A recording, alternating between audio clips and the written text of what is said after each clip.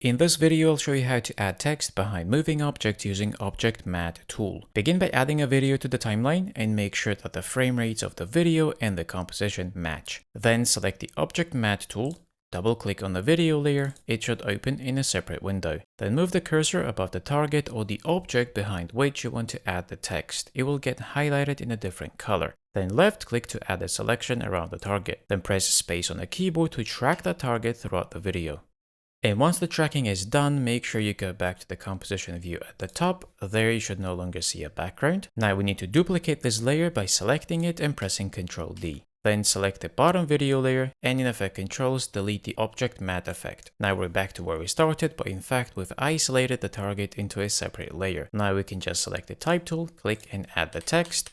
Then go ahead and adjust it to our liking. And the trick here is to move the text layer in between the two video layers. And as long as it's there, once we move the text, it will always appear behind the target.